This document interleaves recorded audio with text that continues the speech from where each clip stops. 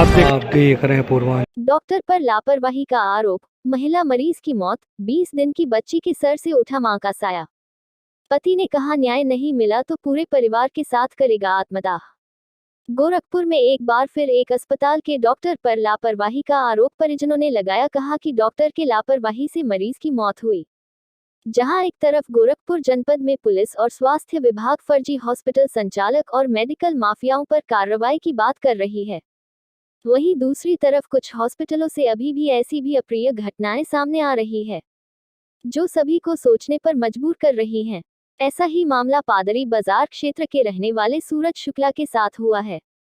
सूरज शुक्ला ने अपनी पीड़ा बताते हुए कहा कि विगत 3 अगस्त को ग्रीनलैंड हॉस्पिटल में तैनात डॉक्टर सुधीर कुमार गुप्ता की लापरवाही के कारण उनकी पत्नी की असमय मौत हो गई। उन्होंने बताया कि उनके 3 बच्चे हैं, जिसमें एक लड़का और 2 लड़की है, जिसमें एक लड़की का जन्म विगत 3 अगस्त को ग्रीनलैंड हॉस्पिटल में हुआ है।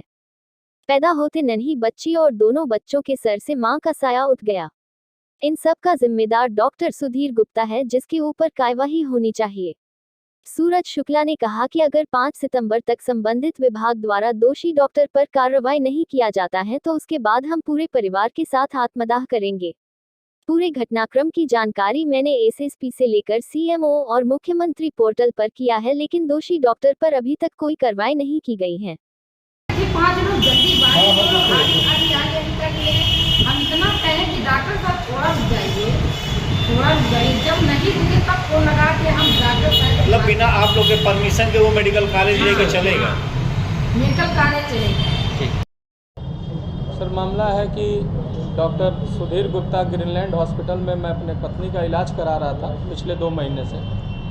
3 अगस्त को उनको दिक्कत हुई, मैं हॉस्पिटल गया।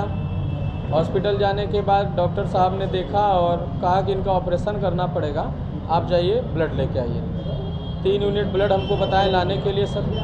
फिर मैं 9:30 बजे करीब उनके हॉस्पिटल से मैं मेडिकल कॉलेज ब्लड लेने गया।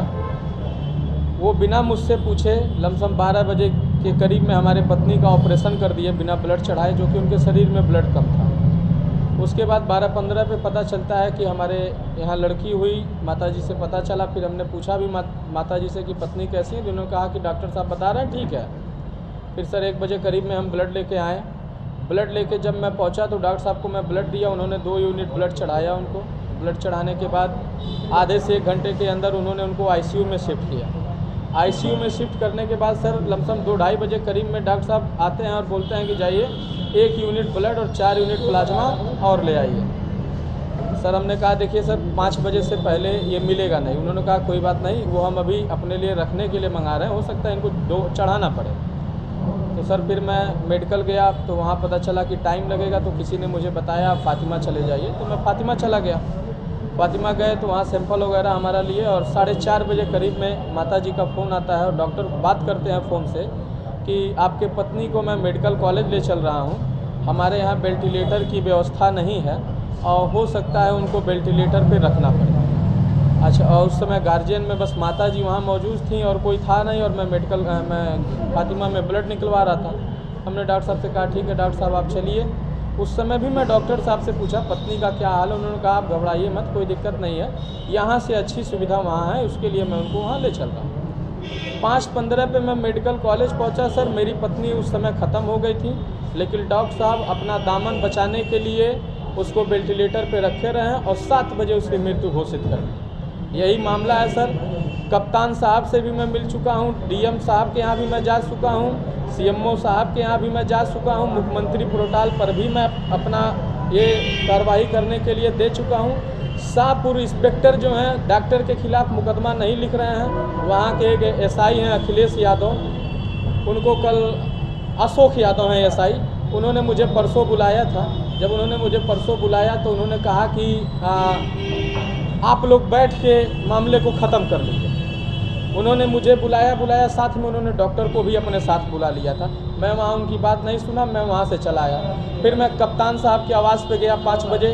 डॉक्टर सुधीर गुप्ता वहाँ भी पहुँचे हुए थे। कप्तान साहब के जो पीआरओ होते हैं उन्होंने डॉक्टर सुधीर गुप्ता से मिला, लेकिन मुझसे मिलने के लिए साफ मना कर दिया। सर यही मामला है, हमको न्याय चाहिए और कुछ नहीं सर। डॉक्टर सुधीर के खिलाफ कड़ी से कड़ी कार्रवाई हो, ताकि आने वाले भविष्य में किसी और परिवार के साथ ऐसा घटना ना घटे सर। और अगर इसके खिलाफ कार्रवाई नहीं होगी, हो सकता है एक आध हफ्ता में हम ये 5-6 परिवार जहर खा के मर जाएंगे, इसमें कहीं दो राय नहीं है। हमको इंसाफ कहीं से नहीं मिला, प्रशासन कुछ भी नहीं कर रही है हम लोगों के लिए। मरीज को मरे 3 तारीख को मरा मेरा पेशेंट, 21 से मैं कानूनी कार्रवाई कर रहा हूँ, आज 28 तारीख हो गया, किसी के द्वारा कोई मदद अभी तक मुझे मिला नहीं।